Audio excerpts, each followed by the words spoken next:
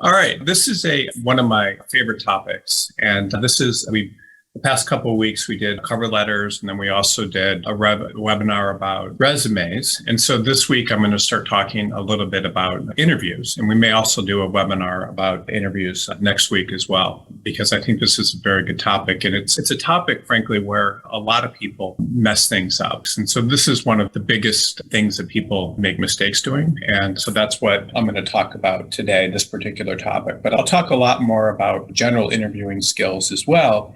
But what you talk about, and when you're talking about other places you're interviewing, other types of employers you're talking to, is something that really teaches or gives a lot of information to employers about whether or not you're a good applicant for their job. And so I'm going to talk a lot about that today. Just give me 1 second here. Sorry. I have a funny story to tell. I just got into a fight with an attorney right before I got in this because they were doing some work. The law firm was doing some work for us and double the price, which right before we were doing something, which is funny. So that's what's going on. I'm a little distracted here.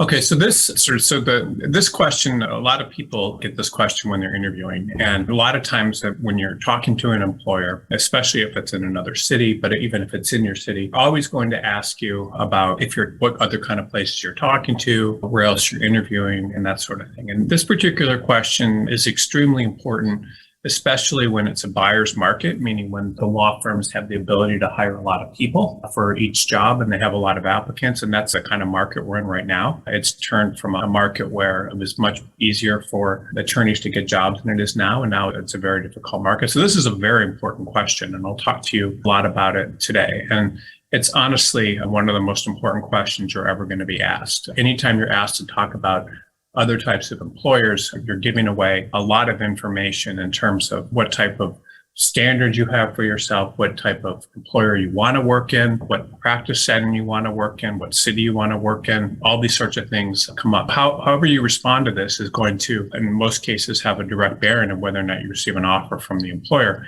You can answer it in a correct way, you can answer it in a way that's not correct, and you can answer in a way that's neutral. I'm going to tell you today about how to answer it. And it's also important to note that you don't have to answer this question, and it won't be asked by every employer. And honestly, I do feel like the question often is inappropriate because what they're doing is it's a way for them to exclude you from the position. And there's a lot of questions like that in interviews, but if you volunteer this information, it's often going to hurt you. And if you are asked this question, however, and you don't answer it, you're not going to look good. And people don't like that as well. And it also hurts you in terms of the credibility and trust that an employer has with you and a bunch of other things that we'll talk about as well. So you have to ask it, but there's a couple things you need to keep in mind. And the first is most employers, if they don't think you're their first choice employer or you're not going to want to work there, are unlikely to make you an offer. There's exceptions where people make offers to people when they don't think you're their first choice employer. But for the most part, if somebody hires you and is making you an offer, they definitely need to believe that you're someone that really wants to work there. And this question is important because it's going to give the employer an idea of why you would be their first choice employer. And if an employer believes you're their first choice, you're going to be much better off. So the types of employers that you say you're interviewing with are going to be a reflection of whether or not a person's going to be interested in you. And I see people go to work all the time that, they're good joint firms that aren't their first choice initially, or other practice settings that aren't. And firms that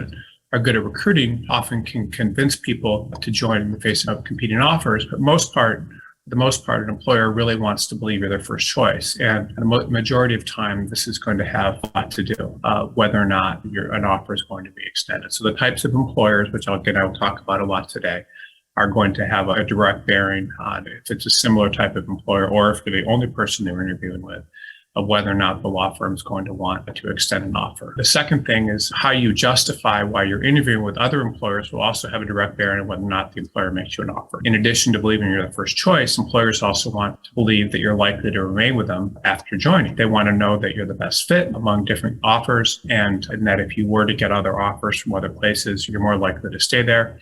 And the employer also wants to believe that they're not making a mistake hiring you. So you have to be able to justify where else you're interviewing, and that's going to have a lot to do with it. This is the first rule, but before you ever tell an employer who else you're interviewing with, the employer really needs to believe you're their first choice.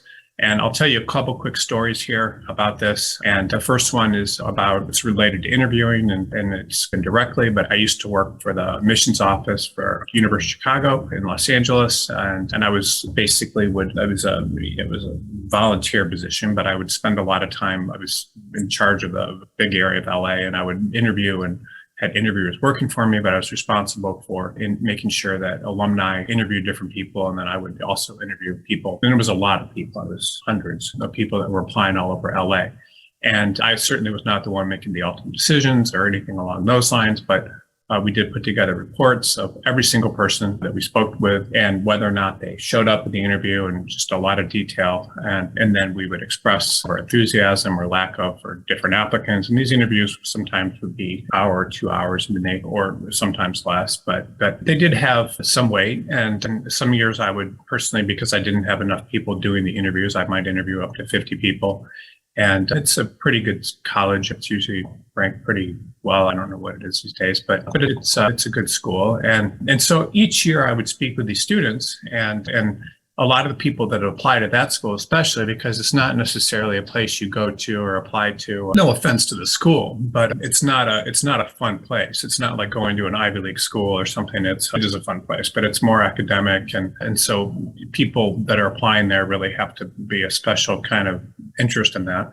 And so I would ask a lot of people why they're interested in the university. And I always had a good understanding of the sorts of students that were likely to be happy and do well there.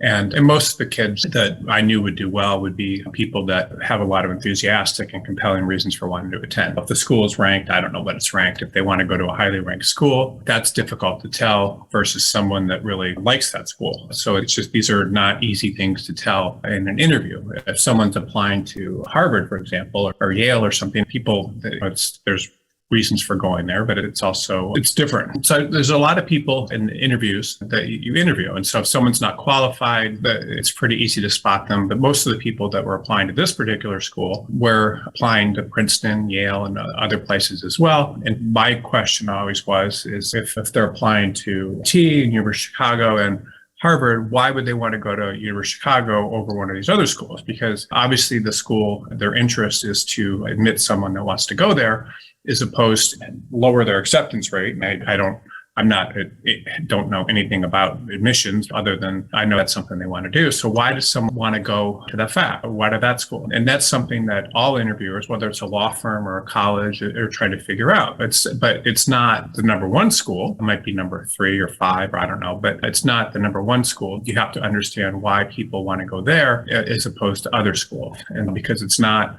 if somebody gets into University of Chicago and they also get into Harvard, Princeton, or one of those schools, which one are they going to choose? Do they have reasons to go? Because they're competing for the same sorts of applicants. And that's the idea. So the rationale is similar to going on with what happens when people are interviewing with employers. So if you're interviewing and this is how employers think. So I'll come back to this thinking process that goes on with a school like University of Chicago. But the idea is that if you're a major law firm, like a top AmLaw 100 law firm, and someone else you're a smaller firm, if the smaller firm is interviewing someone that's also interviewing with AmLaw 100 law firms, that smaller law firm is likely to think, if they do have those qualifications, why would they come to us if we're not ranked as highly, and so forth. And it's very similar to that. If you're interviewing with a place like Google and a small 15-person law firm in Palo Alto that pays half of what Google does, most people would presume this is just for kind of a regular job necessarily, but that you're more likely to go to Google than the small 15-person computer firm. And I'm just talking about it as being an engineer or something along those lines. And so imagine what the 15-person computer firm is thinking if you tell them that you're interviewing with Google. They obviously would think that you probably would prefer, unless there's some incredible product and they're going to go public or something, they obviously would think you'd probably prefer to work at Google than them because they pay less. There's maybe less opportunity. It's not as prestigious. The experience isn't going to be as good. They don't have as many resources. And imagine what Google's going to think if you tell them you're interviewing with that 15-person computer firm. They're likely to think you might not be that marketable, or they might think that Google's a reach for you and want to help you advance. But you need to put yourselves in the shoes of the person that's listening to who you're interviewing with. And the person is thinking, why would they come to us? Or why are they interviewing? Why would they interview at some place? Do they not think they can get a job at a place like this, or that sort of thing? So when I ask myself, when I was interviewing people, I would ask them why they really want to attend. And because if you really understand why the person wants to attend, then that's going to be much more helpful. So you take into account things like the culture of the school, the values of the school, the type of people that go to the school, and all these things. And that's obviously different than someone that goes to other types of schools, because it's primarily just an academic place. It's never been a lot of fun. It doesn't have a lot of sports teams and things. It's just a different type of place. And so if you get the right answers, that's what happens. And so when I would interview people, I would basically listen to their reasons and see if their background looked similar to what I was looking for, and to the type of people that seem to go there. And if I really did believe that the person was their first choice, and you could often tell that very easily. A lot of times, they would come out of academic families, and there are all sorts of things and you would just know. And so if you say, this is obviously this person's first choice, and they're confident they'll come if they're admitted, that's very helpful. And if you can say that they share stuff in common with the types of people that are there and everything, then that's very helpful as well. And so when an employer is interviewing you, the same sort of logic applies. They receive a lot of very highly qualified people that are applying. And if they think you'll never take an offer, they're unlikely to be interested in speaking in not only speaking with you, but in hiring you after interviewing you. There's just no reason, because if you do get an interview and the employer thinks you want to go to a more prestigious employer and they're not that prestigious, they're unlikely to make you an offer unless you have really good reasons for working there. So if the firm is really good in your practice area, or it's easier for people can make partner there more easily, or they have a certain type of, a reputation in your market, or you have friends that are there. And there has to be some sort of reason for them to believe that you really want to work there. Just think about it from the employer's point of view. When you interview people for a job, you want to make sure that you're bringing in people that are likely to want to work there and stay in the long run. And there's stuff we'll talk about when we do the Q&A today, but people, when they're interviewing people, the questions are, do you want the job? Will you stick around long term? Are your cultural fit? Like all these things that are intangibles out of the 6 things that we always talk about every week. This is one of the most important. The law firm needs to believe this. And I deal with attorneys at great firms all day, and a lot of these attorneys do want to go to law firms that are smaller and pay less. And often they believe that the ones that want to go to a smaller firm, that the smaller firm would die to have them. But the opposite is often true. If the attorney's coming from a much better law firm, the smaller firm and its attorneys might be intimidated. They might think, why would this attorney want to work for us if they've never worked in such a small firm, and what is wrong? And people it doesn't make people comfortable spending time with others that think they're better than them, or that think they have better experience, or all that sort of thing. It doesn't work. And just think about in your experience with that. I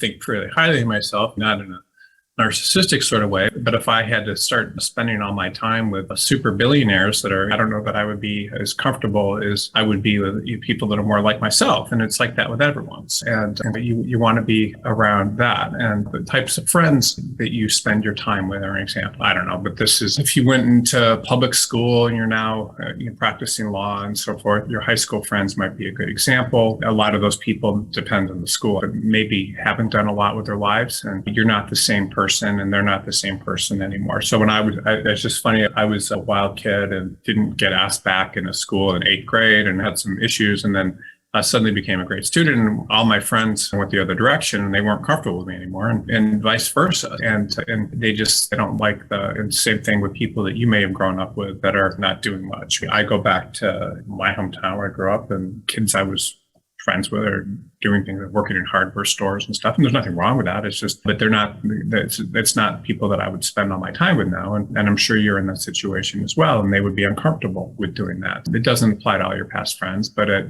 probably, that sort of thing would apply to a lot of people once you become a professional and go to law school and they're uncomfortable. Again, people often marry in their religion. They marry people that are similar to them. And if people are in a role where one person thinks they're better than the other and the other person, it doesn't work. And people don't like to be reminded of their inadequacies, and employers are the same. I'm just giving you information about how it works with when you're trying to get a job in a law firm, and how when you're interviewing, you need to be people need to believe that if you're not you're at their level somehow. And I don't know how to explain that other than people need to believe that this is the type of group that you want to be with, and that you don't want to be with another type of group. And law firms are just fascinating because each of them is its own culture, and they're just different types of places, and some are and they different practice areas, and certain people are just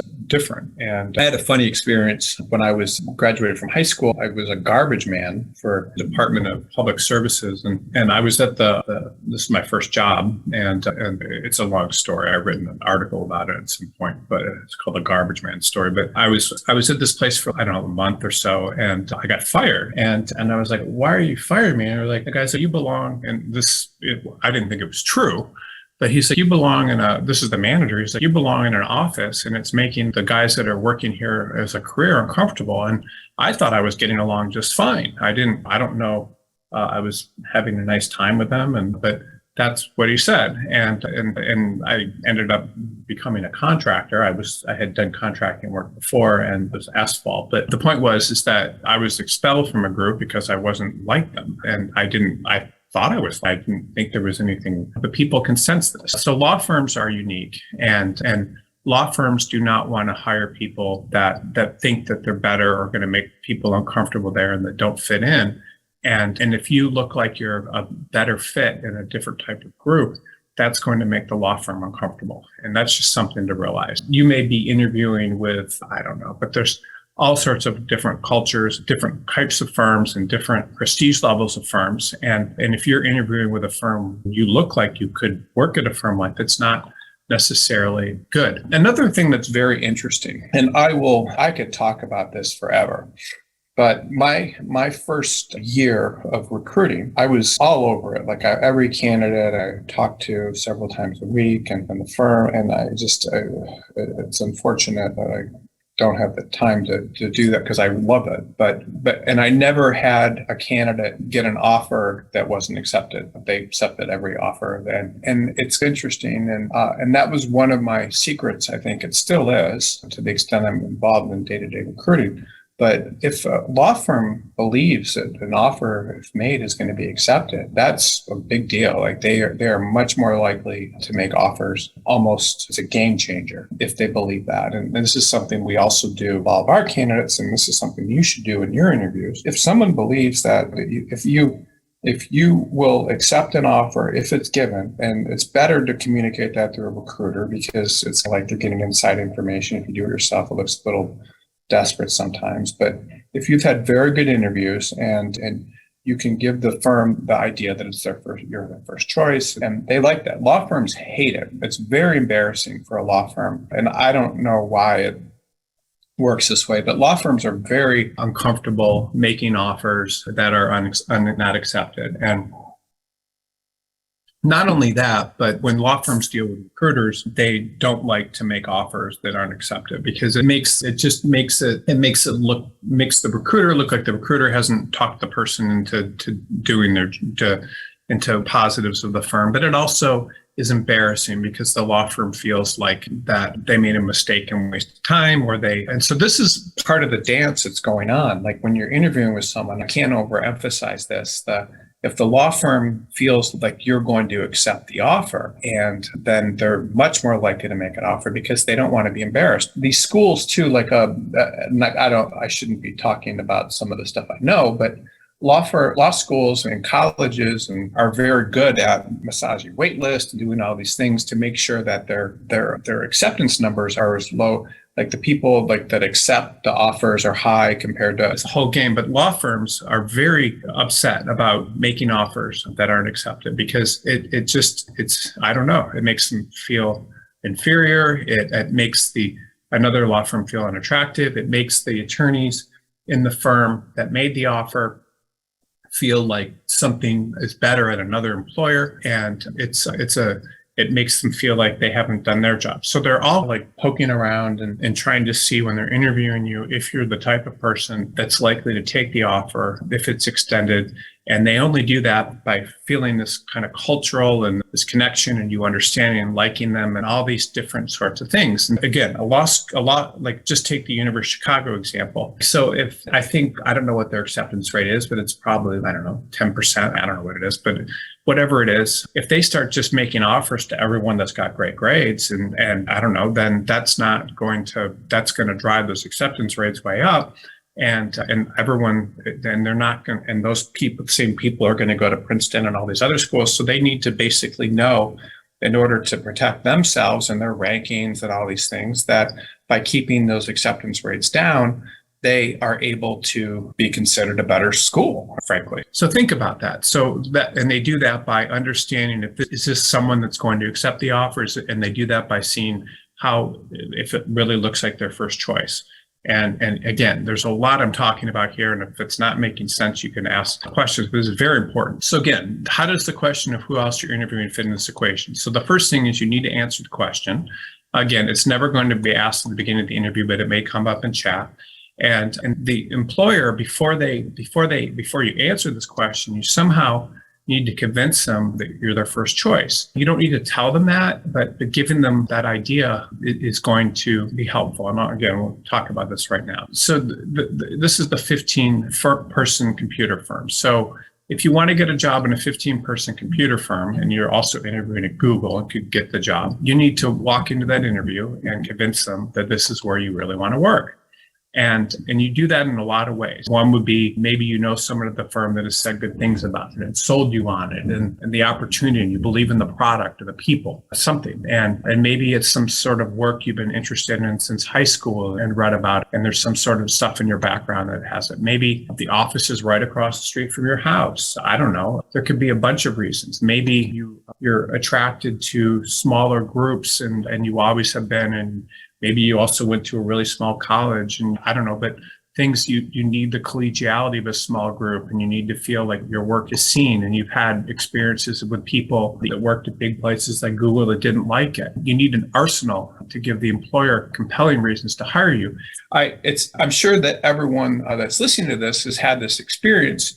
Is when you're talking to people, you watch them and you watch their face. And sometimes people will start smiling. When you say something, sometimes people will start frowning. And so if you're interviewing at a small firm and you're also interviewing at a big firm, but you start talking about the reasons at the small firm why you don't want to work at a big firm and how everything's much better at a smaller firm, and you go into details about that, you'll often see the person start smiling, as opposed to if you just say, oh, I'm also interviewing this big firm, where they might start frowning. So you make people happy and you make people feel good about the situation they're in, or why ever you're interviewing, because people want to feel good. People that are at small firms often feel, not often, but some of the time, will feel intimidated by big firms. People that are at big firms will feel flattered about pointing out the benefits of whatever the employer is and how it applies to you is going to make people happy. And so if you give this is back to the computer firm, if you give them enough reasons why you're a good fit, they're going to look at the fact that Google is interviewing you also as something that verifies your worth in the market. It'll make them say, wow, this person if you are able to get an offer there, and it's where you do want to work, they'll say, wow, this person turned down an offer at Google to work with us. And small law firms always love saying things like, our attorneys are able to get offers from big firms, or they chose us, or our attorneys come from these firms and big firms. But again, the small firm needs to believe that you're their first choice over Google. And if you take an offer from them over Google, it's a major vote of confidence in the small company. And they will tell everybody, all their employees, all the people that they interview with in the future, how someone as smart as you was able to choose them over a major company like Google. And it will make them feel good about themselves if they believe that you're likely to take the offer. So a lot of the ways I would this is just an example of Chicago, you'd have to understand whether or not the student was really interested in the opportunity. And you can do that in some different ways. So an example is I don't know what's going on in California, but it certainly wasn't like that where I grew up outside Detroit, but all these people seem to have really good SAT scores. And so you'd see people all the time that have high 1500s on their SATs and things like captain the football team and student council president and all these things. And if my school was the top school that they were applying to, obviously the job was easy. But if there was a reason that the person was interested in them with these kind of qualifications, turning the SATs and the student council president, all these kind of things that kids do. But even if the student had these qualifications, if they were applying to more prestigious schools, I would really have to judge whether or not the student was interested in my school. Because why would someone give an offer to someone to attend a school and lower your acceptance rates and so forth if they really weren't interested in your school? And this is what the people are trying to figure out. So if their parents went to the university and they always wanted to go there, that would make it easy. If they attended the university for summer school or something like that, would also make it easy. If they worked for a professor at the university during high school or something like that, that would make it easy. If there's some professor that they read about or they followed their books and study and communicating with and wanted to study them, that would make it easy. These are little things, but they're connections and things that make it easy for someone interviewing them to understand that this firm is likely to be this person's first choice. Even without this information, the stellar applicant is still going to get a serious consideration. The point is your interviewer wants to be able to say the school is their first choice. I believe them, it's their first choice. And an employer wants the same assurances as well. So they need to be given at the interview stage and they need to be given early. And I can't emphasize this enough. If someone believes that you're their first choice and you have the qualifications to work there, it's going to get you a job over anybody else that they interview with if you do it. Now, there are some employers that will choose the person for the job with the best qualifications, but someone liking them is more important. And when an employer believes you're your first choice, you're going to have a much better chance of getting the job. And if you apply to enough employers and package yourself correctly, and you know how to do this, you're going to get several offers and you're going to be asked in interviews who else you're speaking with. And it's going to have a strong bearing on who hires you. Again, we're going to talk a lot more about this in the next few minutes. So again, how do you justify why you're interviewing with other employers? And how you do this is going to have a direct bearing on whether or not an employer hires you. There's several scenarios you should be aware of, and each one of these kind of requires a separate response. But if you prepared properly, then you'll do well when you're asked this. So here are the scenarios. The first one is you're not interviewing with any other employers. The second one is you're interviewing entirely with less prestigious employers. And the third one is you're interviewing with a mix of more prestigious and less prestigious employers. And so I'm going to discuss each of these. So this is the first one. You're not interviewing with any other employers, and which is actually a good thing. We'll talk about that right now. So if you're not interviewing with other employers, you should tell the employer that. You should basically tell them if you're in school that you're just starting the interviewing process. And this is the first one you've been on so far. If you should have been applying earlier, maybe you tell them you just started, or I don't know. But employers typically, especially for law students, don't necessarily want to feel like you're a black sheep. But if you're only applying to one certain type of employer, that's okay. But if it's your first job, you basically need to tell them you're just starting the process and you're busy with school or whatever. And it's because employers don't want to feel like they're the only one to interview. Now, employers are businesses. Obviously, if you're willing to take a job and that doesn't pay a lot, and then you're a boss student and you're interviewing for a summer job, that's okay too. But you can tell them it's your first interview. But most of the time, they're not going to even ask that to a law student. It's just not their interest. Now, what I'm more concerned about is the lateral interview. And if you're only applying laterally for firms, if you're already employed somewhere and interviewing somewhere, it's perfectly acceptable to tell the employer that you're not interviewing anywhere else. And the rationale is simple. You're not interested in a new job. And the reason that you're speaking with this employer is because they're a perfect fit for your interest and what you're seeking to do. And you need to be able to communicate that. And so by making it look like you're stable and you're not looking for a new job just for that, and you're only speaking with this employer because they're a perfect fit, that certainly is something that's going to help you. It's, you can say, I saw this job, or I've always wanted to work at this firm, and you can psych yourself up for that before you go in. That's going to be very helpful. The law firm needs to believe you're the perfect fit and match. And here's some other reasons why they'd like to hear you're the only place you've applied. And the first thing is it makes you look like you're loyal. Law firms love it when people appear like they're loyal and they're just not looking around. If you're only looking at one firm or only interviewing with one firm, it looks like you wouldn't leave them either. That's a good thing. It makes it seem like you're not doing an all-out search. So they like that. It makes it seem like you're doing a good job at your employer, and then it makes the employer feel special. And so you need to be able to tell the employer why they seem special to you. And it puts the employer in a position where it also makes it look like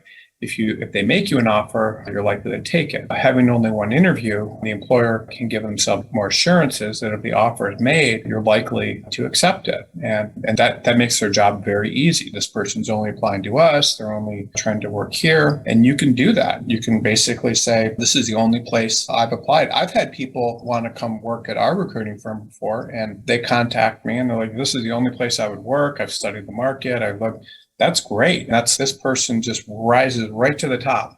And very few people do that. I'll just tell you an example. We posted an ad for recruiters, and then we put something on our website that said, oh, we're taking applications, and got within, 3,000 plus applications, and which I'm sure it's not just because 3,000 people are suddenly interested in being recruiters. It's because also we made it easy for people to apply on our website. So I'm not bragging when I say that. But the point is that people that I've hired before have often been people that have come to me and said, this is the only place I want to work, and this is the only place I'm applying. I know someone and they said I should talk to you. Like, I hired a bunch of people like that. I think my recruiting firm at one point, we had maybe, 25 recruiters, and out of 25, 20 of them have been recommended by someone that knew one. It was that, and it was the only place they'd applied. So again, having only one interview just separates you from the pack, and it's a good thing. So if you're not interviewing with other employers and you tell people that I'm only applying here because I really want to work with here, that makes a huge difference. Very few people do this. It's incredible. There was a guy I met, and again, I apologize for going into so much detail here. I don't want to overwhelm you with this information, and I realize I'm talking fast, but this is very important. Anytime there's a recession, and there's definitely a recession right now, anytime there's a recession, the people will always be out of work and looking for jobs. And I remember I had this one guy who was incredible, laid off in, I don't know what it was, 2008 or something, in one of these recessions. And he was a corporate attorney and just remarkable. He called me on the phone, got through all the noise, left multiple messages and so forth, and talked to me. And then was very clear about the kind of jobs he wanted and everything. But he was doing the same thing with law firms as well, and basically contacting these law firms and saying, I'm your first choice. And there were no jobs in New York. And the guy got multiple jobs very quickly. But I just remember, because I was so impressed with him, and I just talked to him, and he sent me a thank you note for talking to him. But it only took him, like, in the middle of this horrible recession where everyone was getting laid off, very short time. You just call up employers and basically say they're your first choice and connecting with the right people.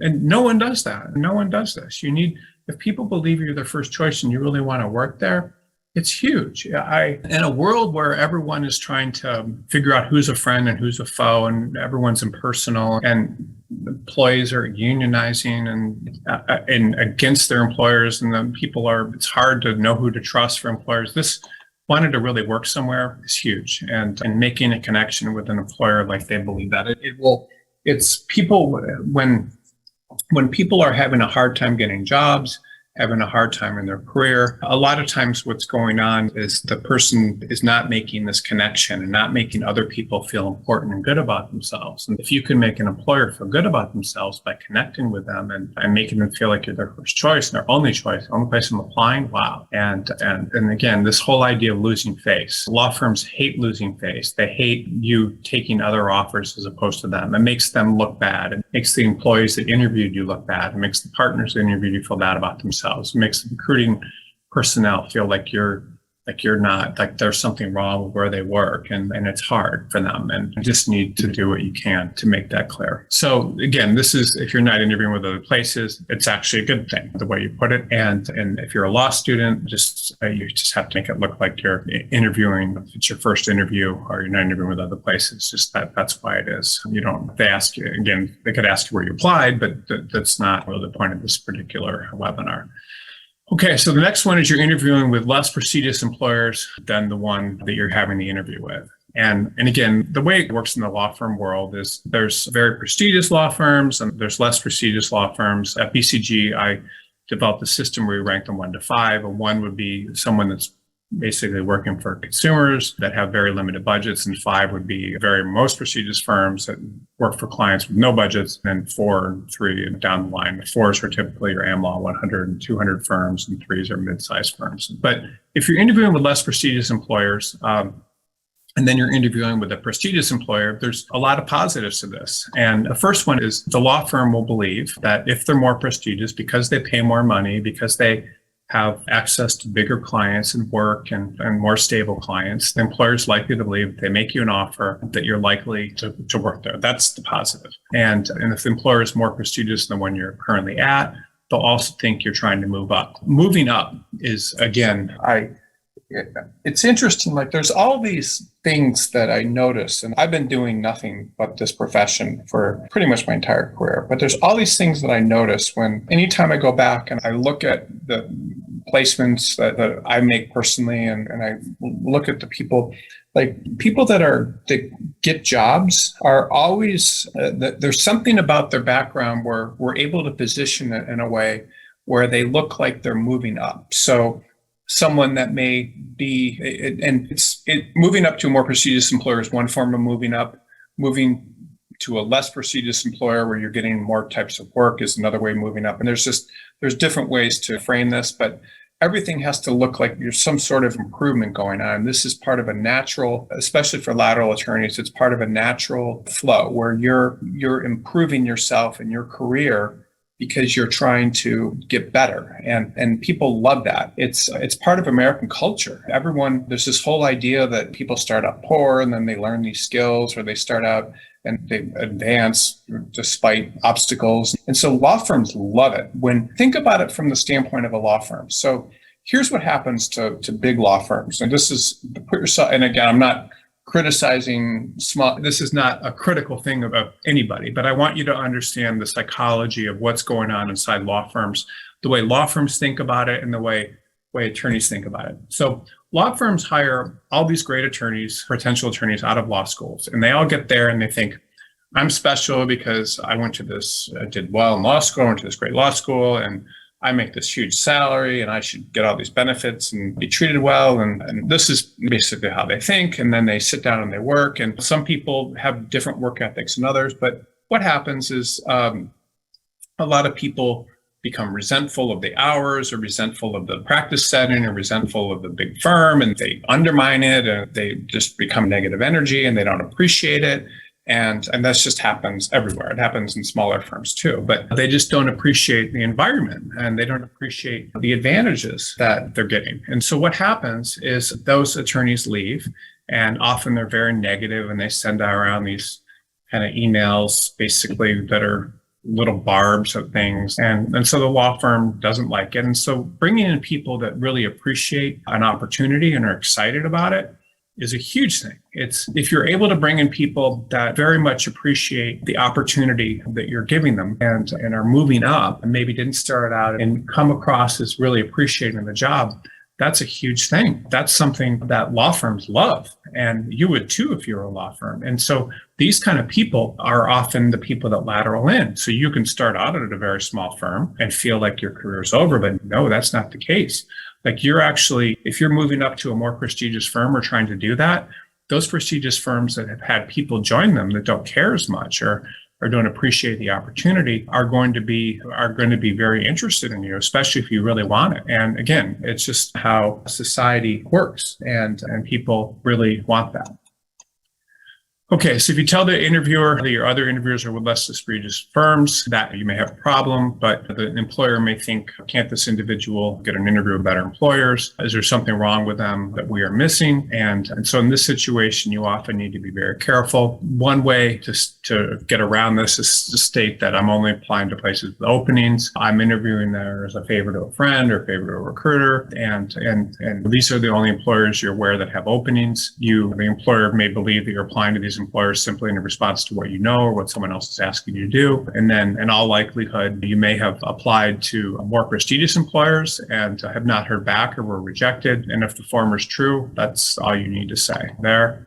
And the most important thing you can do is really make clear to the employer that you're qualified to work for them. So if you're interviewing with less prestigious employers that pay less, you can tell the more prestigious firm that money is not a concern for you. You can tell the firm that you're most concerned with finding the right fit, and that the less prestigious firms have attributes that might not necessarily be immediately transparent. You can go to bat for them, but in this position, what you're doing is you're putting yourself in the position of someone who's more concerned with practicing law in the right environment and someone who's concerned with making as much money as possible, which is also a good idea. If you do that right and you're actually are committed to the practice area and the work you're doing, that can actually be very helpful.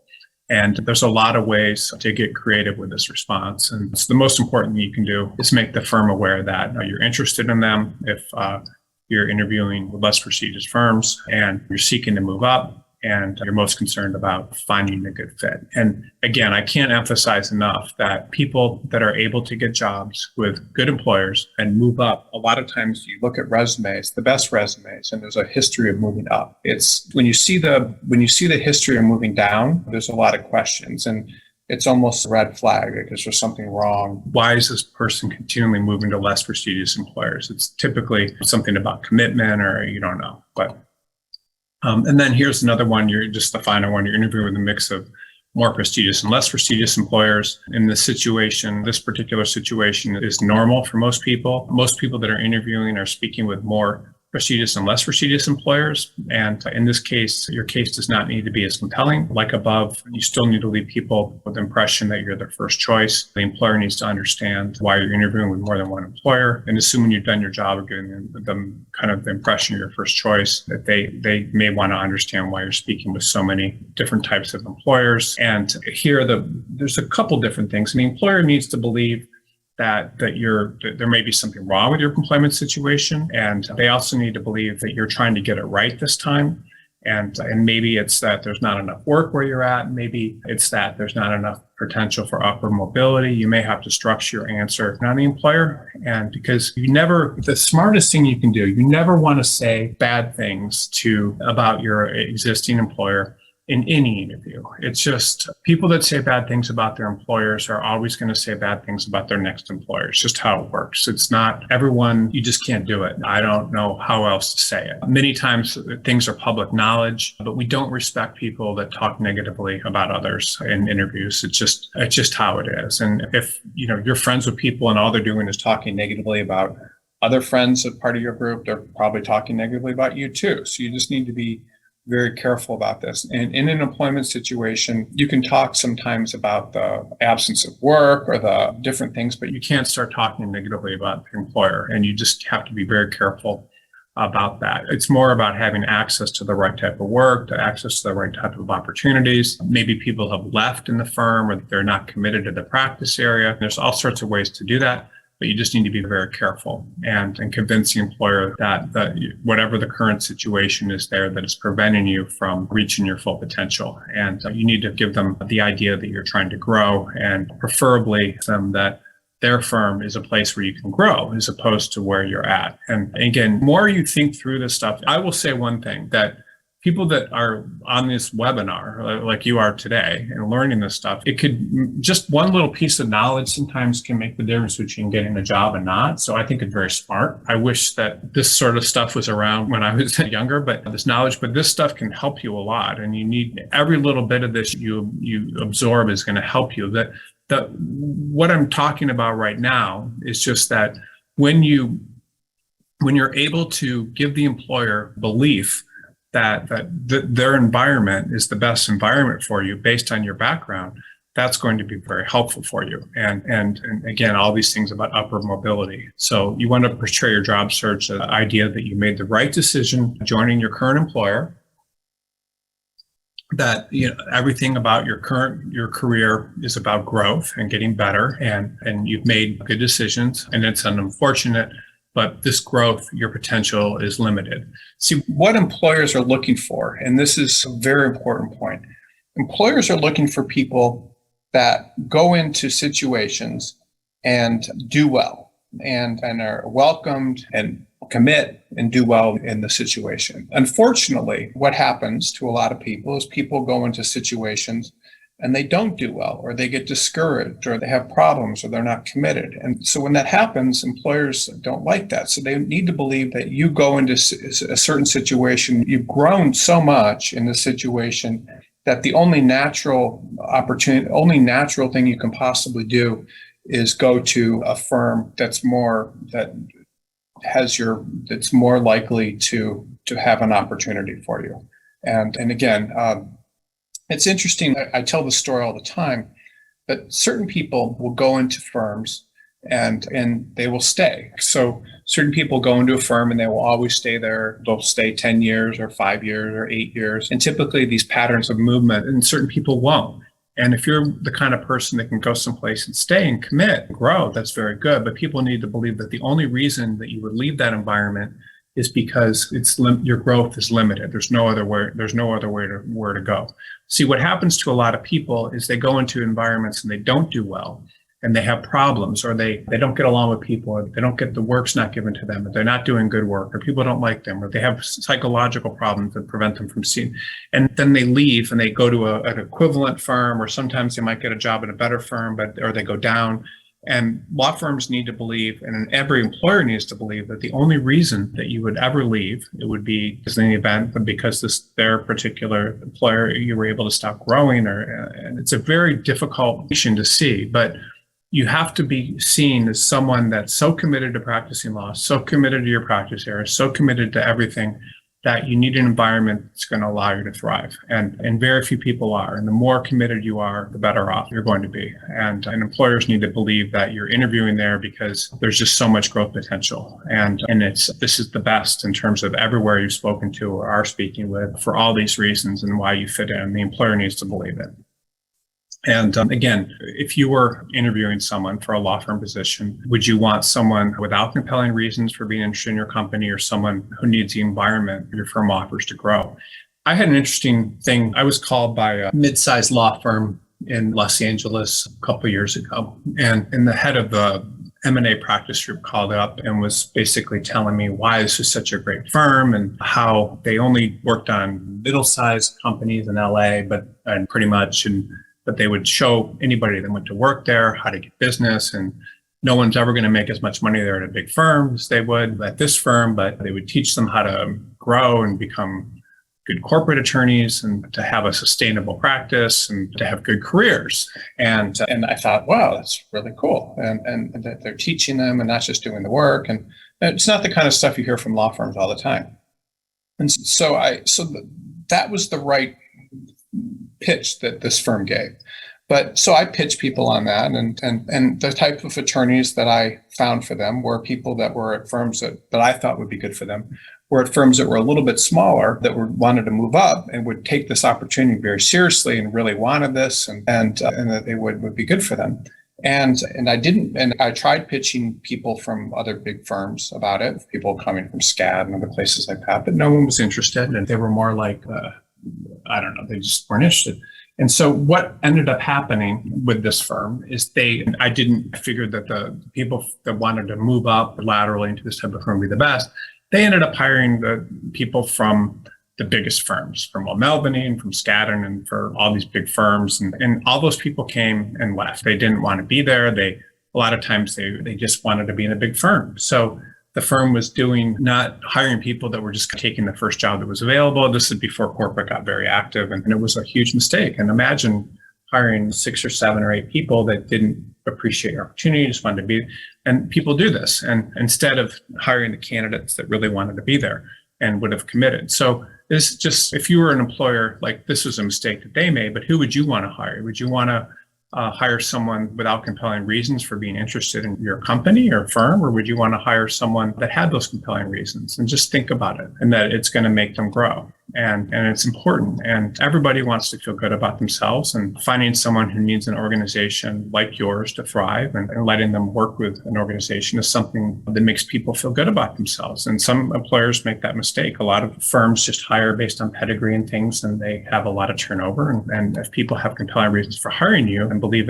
you're going to be upper mobile, that's very helpful. And it makes you sound like a winner and not a loser. And people want to hire people that are trying to move up and do better themselves, and not people that are moving down and running away from something. That's crazy. It's just absolutely crazy. But people do it all the time. You want to look upwardly mobile. And so this is the lesson. And employers ask themselves in the course of interview about other interviews you've had. Depending on how you answer this, it's going to determine your success. You need to convince people you're interviewing with that their position is their first choice without divulging any information about other interviews. You need to be careful about how you do that, but you need to convince the employer that this is a fit and that you're interviewing with places because it's a fit in that particular place and it meets your goal of upward mobility. So there's a lot more I could say about this. I literally could talk for probably 4 or 5 hours about this. I have a hard stop today, so I'm not gonna stop. I'm going to take questions, but take a quick break for a couple minutes, and then I'll come back and do questions. And I have a hard stop because I have to fly to a meeting in Texas.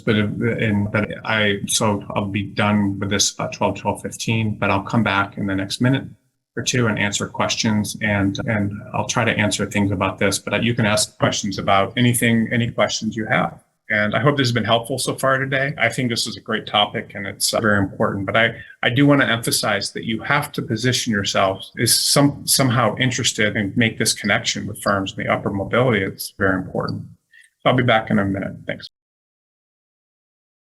All right, so let's get started with questions. I did want to just, in relation to this topic, I wanted to I go over this every week. But these 6 questions are just so important for interviewers. So 6 questions, do we like you? So the idea with all this stuff when people are interviewing you is and it's related to this question, every issue that you ever have in your career, whether it's about why you're getting fired or why you're not getting hired or why, everything really comes down to these 6 questions. And in particular, when someone's asking you, and I apologize, I want to answer these questions. I just feel like I need to do a little bit of teaching here because I think this is so important. But can you do the job? That's fine. That's your resume. Everything on your resume answers that. And then when you start where else are you interviewing? This is an interview, it can come on your interview. So how you answer where else you're interviewing. Can you be managed? Pretty much interview. That's an interview question. Why are you leaving?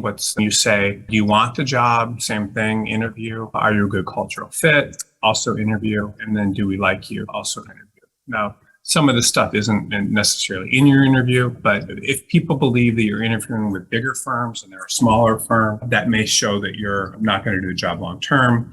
If how you answer questions about why you're leaving and can you be managed. So, you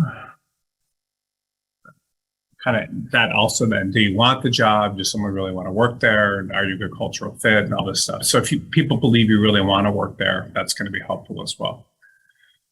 Okay, so let me see here. So I'm going to answer the first question here. Okay, so this is a good question here. So after the interview, can we follow up if there haven't been any updates for a week if we don't get any reply from the firm? So this is a good question.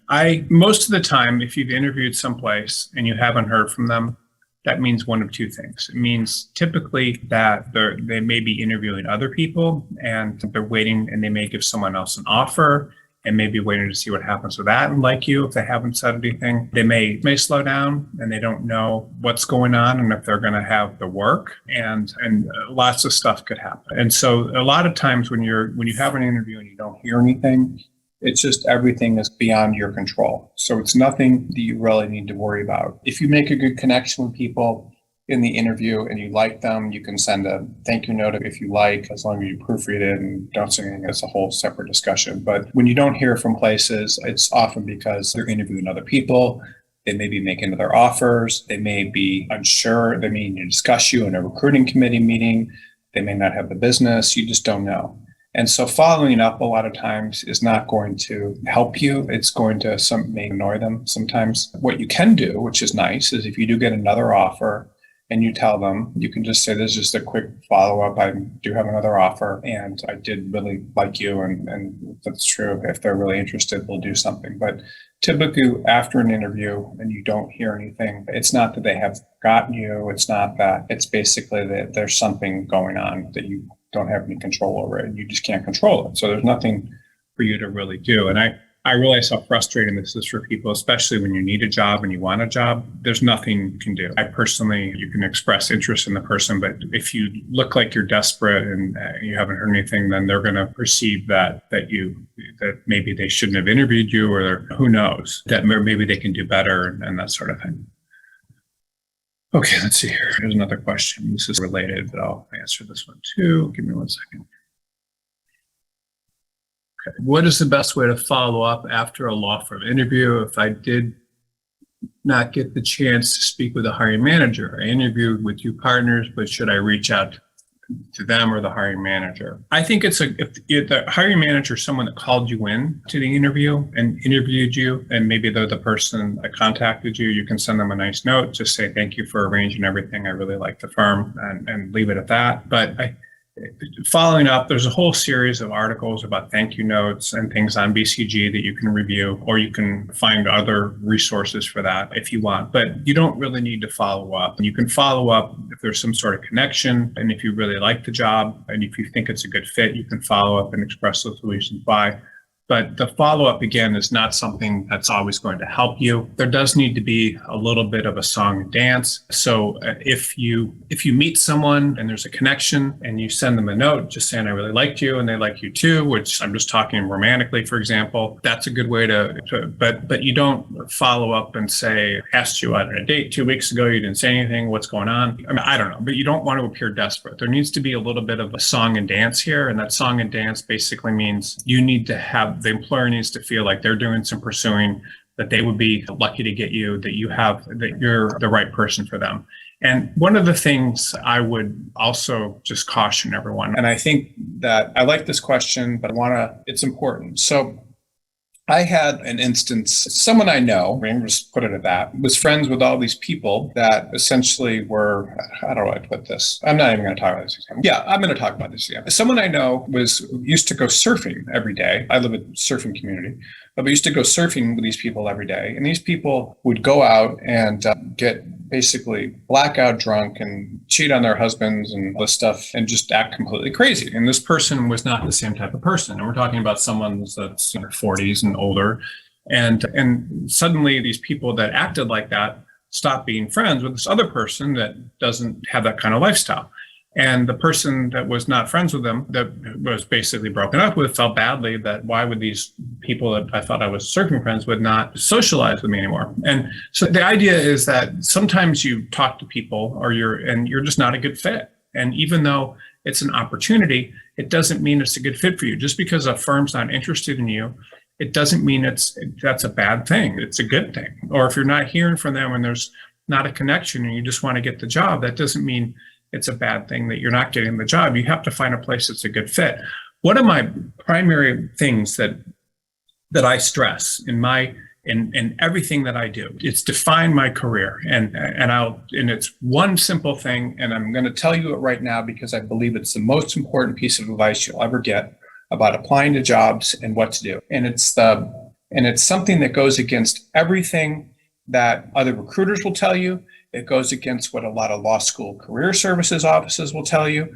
It goes against everything that anyone's going to tell you. But I'm going to tell you this right now because it's this important, and I want to make sure you understand it. It's extremely important. It will change your life. So most people, like when law schools, and they're not doing anything wrong, tell people not to mass mail their resumes to hundreds of employers and that sort of thing because they say it's not effective. You need to, and again, their purposes are often self-serving because they don't want you doing that, because if every person in a law school sent out hundreds of resumes to every employer, it just wouldn't be good for the law school and it would hurt them. And again, I'm not against law school. I don't, or career services offices, but they have their self-interest and they want to control the hiring process. But sometimes if you go to a law school where no one's getting hired and this isn't really doing much good, so they will tell you to do that. Other recruiters will tell you the worst thing you can possibly do is send your resume to a bunch of firms and you need to only apply to a few places and that's it. And other people will say, oh, it's horrible to send your resume out to tons of people. I have changed thousands of lives by making people and telling people that I work with that you have to apply to a lot of places.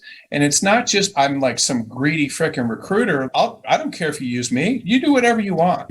I'm telling people to do that because it is the only way to find a place that's a good cultural fit for you and get a lot of interviews.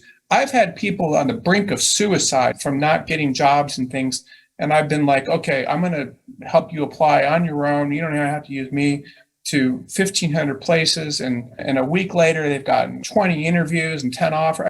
You need to get out there and talk to a lot of people, because if you don't, you're going to take one little interview and think that's the only opportunity you have in the world. That's freaking insane. Okay. And I'm sorry, but there are so many opportunities out there. There are 30,000 plus law firms. There are so many places you can work. Like, it is crazy the way people conduct their searches and their careers. And I'm sorry to get upset about this, but I've seen so many people give up on their legal careers and all this stuff.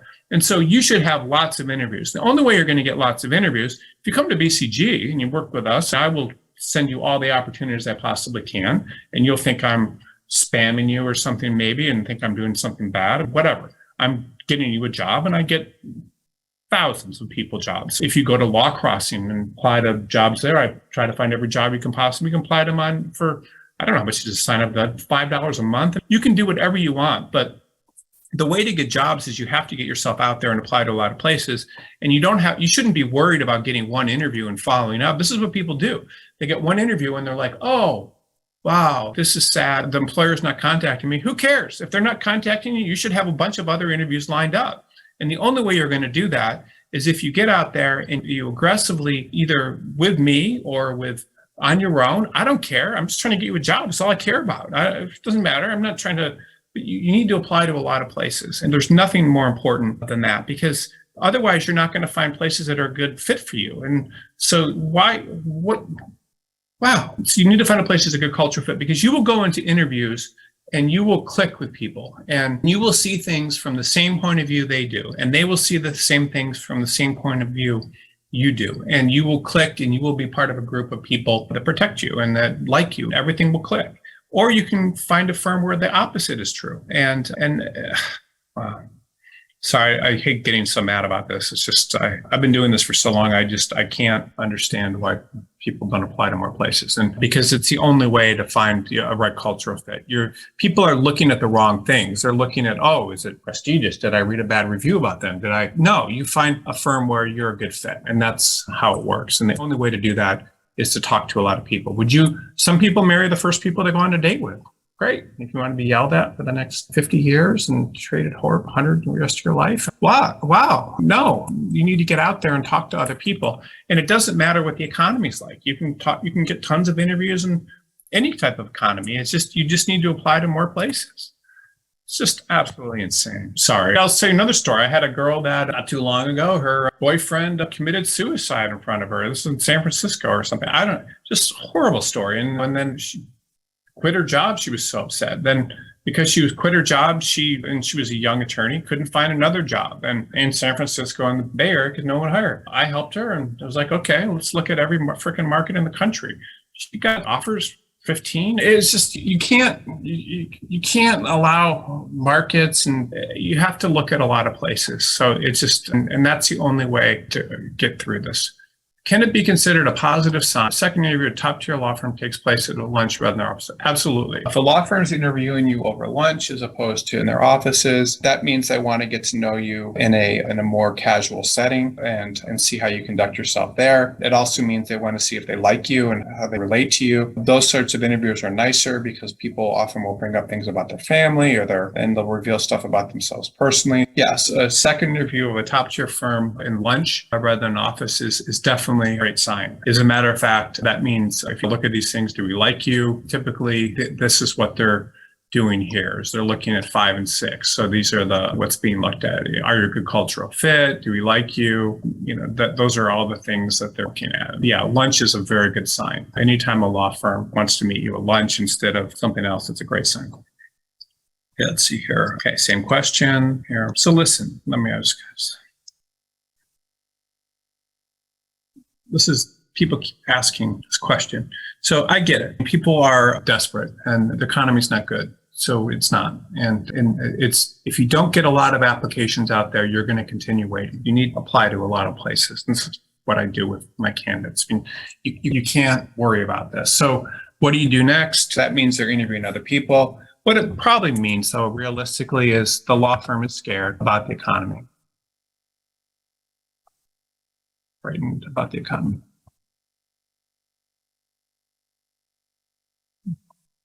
And most people are more concerned about themselves.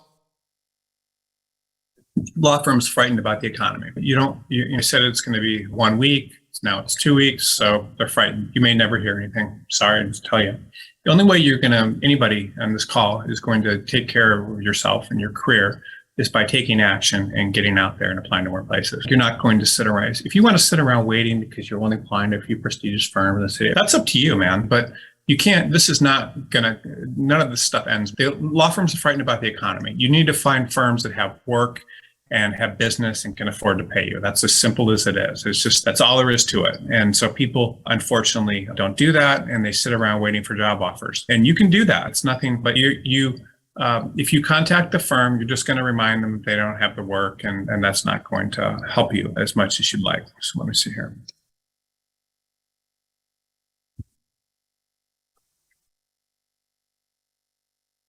Okay, so let me go to the next one here. In-house and law firm from Long Night towards building my own book in an area where the in-house job would be build a lot of bridges. Okay, so if you go to in-house, the odds of you going back to a law firm are very slim. You do not build a book of business in-house. That's just not how it works. Most people that go in-house, your skills deteriorate, most in-house jobs, you spend more of your time giving work to outside counsel. The hours aren't as long. The work isn't as sophisticated in most cases. I could go on and on. Law firms do not like to hire people from in-house because most of the time they know they're going to leave. They're not committed. And there's a bunch of reasons why going in-house, if you want to work in a law firm, is not a good move. I certainly know people that have gone in-house and gone back, but even in the height of the corporate market in Silicon Valley and New York and all these different markets, you could take someone that had been in, it doesn't matter, the best corporate practice at a big law firm for 7-8 years and then went in-house and then wants to go back to a law firm and no one is interested. So it's just, you can certainly go in-house and back to a law firm. It definitely happens. I've seen it happen, but it's not common. And you may be able to make contacts. It could be business, but you're not going to develop the same habits working in-house as you would working in a law firm. It's just not how it works. Now, there are really good in-house departments, but it's not a good way to if you want to work in a law firm, it's not a good way to further your career. It's just not. If you're working in-house and you're working so say you're making $300,000 a year in-house, why would the law firm hire you or why would the same in-house company hire you for what would probably be $1,000 an hour or $2 million a year in fees doesn't make sense. It's not going to help you. Now, if you're interviewing to mix in-house and law firms and people are asking you that, just tell them about the law firm. You don't tell them about in-house jobs you're interviewing with. And that would be my advice. Okay, let me see here. Okay, so if you receive a job offer while interviewing with other firms, that's a good point. And this is a problem that's good to have. If you're interviewing with other jobs and you receive a job offer and you like the job that you receive a job offer for, then that's good. Sometimes but if you want to continue interviewing, you're welcome to. Anytime you ask for more time after you get an offer, it's always a little bit risky because the law firm knows that you're not their first choice and all sorts of things. Now, if the job is in one city and you're in another city and you have to move and you say, let me talk to my spouse or, about moving, then that's okay. But you just need to be very careful about that. If you ask for more time, they'll typically give you a deadline. They'll know you're not their first choice and a bunch of other things. I personally, if you don't like the job, then don't take it. But you have to be very careful about getting job offers in more time. Law firms don't like that. But you can do it, but it's not a good way to start things out. So just try to be a little bit careful. So the way to manage your other job offer is just say, give them a time and a reason. I just have to talk to can I have a week to make a decision? But you have to be careful but I would, in this market, just by the way, I would recommend, especially this market is not a good market. This is a scary legal market, and it isn't in all practice areas. It's not in family law and criminal law and litigation, but it's not a good market. So if you receive a job offer, I would take it, probably, unless it's something that you wouldn't be interested in working at. Be very careful, because as you've seen in a lot of these questions, people are getting offers, or people are worried about not hearing anything. They're not hearing anything because the economy is horrible and it's getting worse. If you get an offer, you should take it, because what happens in these markets when the market's not good is law firms will make offers and then they will withdraw them when the work slows down. So take the offer by all means. Okay, how do you explain that you're out of work? That's a good question. Okay, let me see. Oh, this is another good question. But I love these questions. Thank you for everyone asking them. Let me see here. Okay, this person asked, let's see here. Okay, how do you explain you're out of work? If you're out of work, just say the firm's laid all these people off. There's been a lot of headlines, of course, in the past weeks about about people getting laid off, and you have to be careful about it. There's a lot of ways to explain you're out of work. This is a big question. Typically, you want to make it look like it's not. You have to be very careful. You could say things like the law firm is completely out of corporate work. There's different things you could say. Law firms don't like to hire people. I've talked about this a lot in previous webinars, but they definitely do not like to hire people that are laid off. So you need to be very careful about that. You want to make sure that anything you say about being laid off and that sort of thing is careful. So I will try to do a webinar about this next week, because this is a long question and I do have a hard stop today. But let me do this next question. Someone said, is it okay to speak voluntarily about, but explain you're out of work is a big one. And I really hate to not talk about that in more detail, but it's okay. How do I speak voluntarily about personal instance? I'm married and I have children. Is that okay, or should I just be professional? No. So law firms, there's certain things that law firms love. So law firms love it. Now, this is a fun question. But law firms, think about it law firms love it when you have lots of student loans, mortgages, and families to support. The reason they love that is because that means that you need them. And the more of that kind of stuff you have, the better. So you don't want to talk about student loans. People don't typically talk about that, but it's okay to maybe bring it up. And you don't want to talk, about mortgages, but they'll figure it out if they know.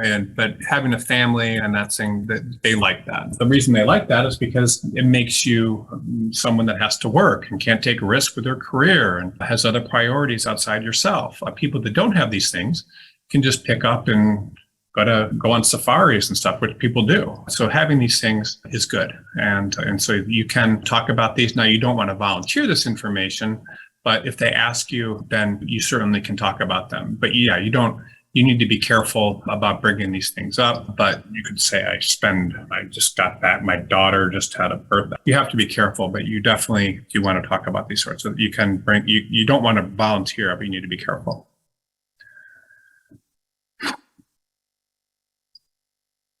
Okay, so this is a nice question. Someone said they're interviewing with a personal injury firm. Let me just see here. Oops, sorry, I keep doing this. Someone said they're interviewing with a personal injury firm, and it's the only firm that they're interviewing with, and they've been a solo practitioner for a long time. So that's a good question. So if you're doing that, all these questions to emphasize what law firms are afraid of when they interview people that are solo practitioners is they're not going to give up their solo practice and they're not going to be manageable. What I would recommend doing is reviewing, there's articles on BCG and webinars about each of these questions. But one of the things that's difficult when a law firm will hire someone from another practice setting or someone that's been a solo is they'll ask, can they do the job? Meaning, are they willing to do things? Can they do it? You probably can do it if it's a personal injury, you've been a solo. Will you do the job long term? They're going to be concerned that you may take the skills or not be able to get along with other people and go back to being a solo. They're going to be concerned that if you've been your own boss, that you may be able to be managed. If you're doing the job, can you do things the way they need them done as opposed to what you taught yourself? And do they like you? So these questions, I recommend anybody there's a section on BCG where these are all answered. There's also a section in the employer section where they're answered from the employer's point of view. And so it is important. I would recommend also looking at the answers that I've done webinars for employers about those questions and looking at those as well. Okay. There's one big question here that I'm going to answer, and I think this is going to be the last one because I do have to get on a flight, but let me do this question for everyone and then this is someone that sent me a long question. I promised them I would answer it. So let me just take it here.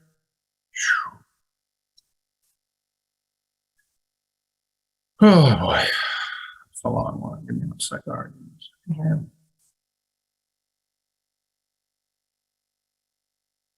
I'll try to answer this as quickly as possible.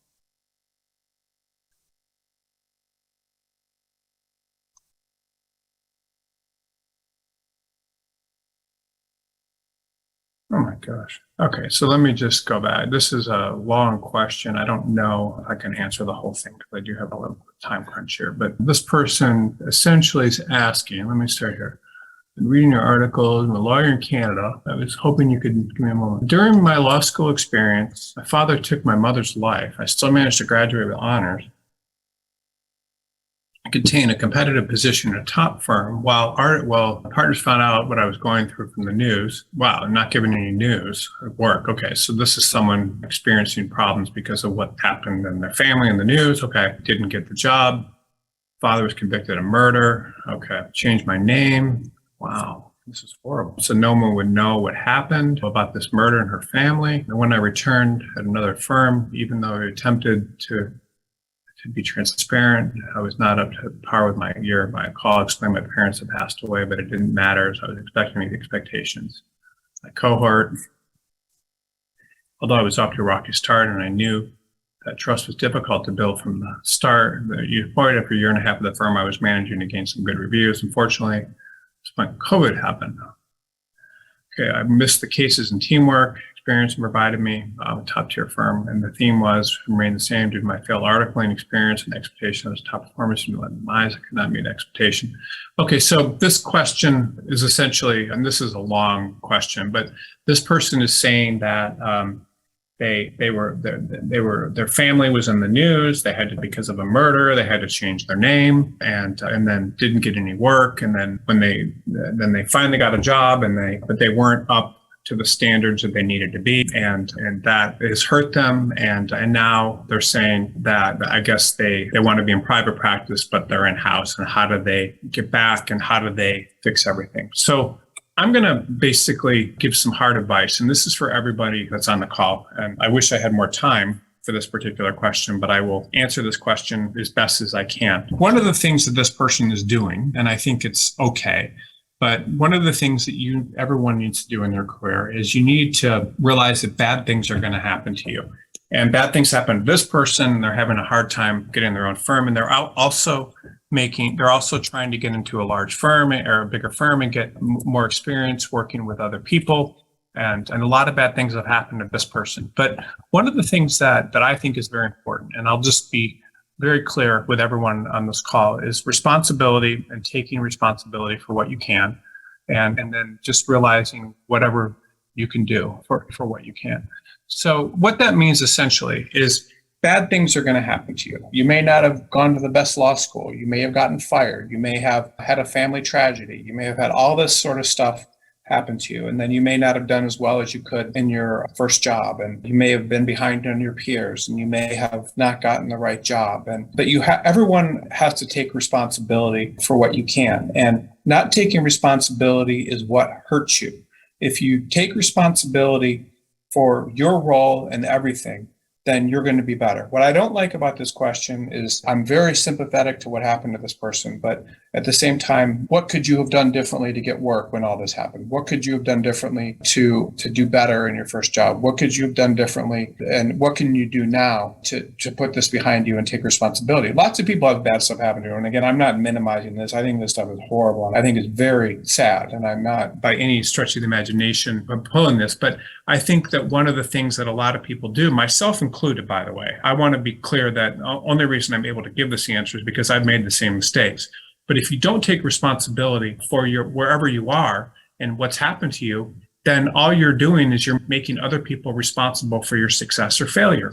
People have bad things happen in their career. You're going to get fired. You're going to have bad relationships. You're going to have problems, and everyone has that. But what can you take responsibility for? So just anytime you're trying to blame something or someone else, and again, I do this, so I'm not saying that I don't do this, but anytime you're trying to blame someone else for a bad interview or not enough jobs, what can you be responsible for? You're not getting interviews? Are you applying to enough places? You got a bad review? Did you work as hard as you could? All these sorts of things are really important. And the more you take responsibility for everything you have responsibility for, the better you can do. You don't have to get a job in a big firm. You don't have to, I know lots of people that went to law school and didn't get the jobs that they wanted and couldn't get a job, and they started their own firm. And they're like, I'm going to do the freaking best I can. I know other attorneys that are saying, oh, I'm in a big firm and I don't have any work and they're requiring me to have business to advance. Fine, get business. You have to be responsible. You can't, this whole idea of blaming others is not good. You can't blame others. And so you have to say, what is the world telling me? What do I need to do to fix things? And that's what I really would, everyone, if you've taken the time to be on this webinar, wow, like, what can you take responsibility for? What can you do? Like, you're being responsible by being on this webinar, by the way. That's responsibility. If I'm not having the success I want in my career, or if I'm very successful and I want to be more successful, like, that's being responsible. Like, learning this stuff is being responsible, but you need to be responsible. And that's what scares me a lot of times, is people just don't take responsibility for the things that could help them. And so that's what I recommend, no matter what happens to you. And again, for all I know, there's a lot of stuff that I certainly should be responsible for, but you have to be responsible, because if you make others responsible for your success, meaning my parents died, that's making them responsible for success. No, they're not responsible for your success. If you make a firm that didn't give you work because it was in the news responsible, that's not making you responsible for your success. If you weren't at the same level, your work product wasn't the same level as other people when you finally got a job, fine. Why not? Make it better, work harder, figure it out. That's the job. Your job is to, if I'm not interviewing, fine, what are you doing wrong? And how can you be a better interviewer? Like, all these things that you have to ask yourself, what am I doing wrong? If you're not getting good grades in law school, like, what do? You study harder, you talk to them, you be responsible. If you're not getting enough interviews, you apply to more places. If you're not doing well in interviews, you send a webinar like this and learn about it. If your resume, you're not getting any interviews, is there something wrong with your resume? Are you reading advice and really figuring out how to get it? You have to be responsible. And that's what and that's it. Like, very few people do that. Most people, it makes them more comfortable to blame others for their lack of success and their lack of advancement in the legal profession than it does for them to take responsibility. Wow. All you need to do is be responsible. Now, that may be hard advice to take. And I give advice like this all the time. People are like, oh my God, it's horrible. I don't know. But it's not. Like, you have to be responsible. And anybody that makes you responsible is your friend, because no one ever wants to make people responsible. People want to make others responsible. My career services office isn't very good. No, that's not your responsibility. It's not their responsibility to make you. You have to take responsibility. And so what I would suggest to everyone is to do whatever you can to take responsibility. I'm sorry to be so direct, but any type of lack of success in anything, the only way to get around it is to learn, which is what you're doing, which is extremely important. And the next piece of advice is to really be responsible. And I can tell you a million different ways you can be responsible, but anything that's not working for you, my advice, and it's the last thing I'll say today, is any problems that you're having, say, what can I do to be more responsible? And that's really it. It's the people that do well in the world and that have the most success and are the happiest are the ones that are able to be responsible. You're responsible for your performance at your job. You're responsible for your relationships. You're responsible for things that don't work out. And certainly other people contribute to it, but you have to be responsible. So that's all I have. And I appreciate everyone being in this webinar today. Probably want to do another webinar and interview maybe next week, and I'll think about that. A couple of things. On BCG, I think we did release the State of the Market Group today. So it should be live on the site. I would recommend reviewing it to get some information. And this is a recession right now. We're also introducing a product called, I think it's reverse recruiting, to help people apply to positions on their own, which I'll talk more about it maybe next week. I purposely these webinars not to promote things, but this is a time where you need to get yourself out there. And that's all I have. So thank you for being on the webinar, and we're looking forward to talking to everyone again next week. Thanks.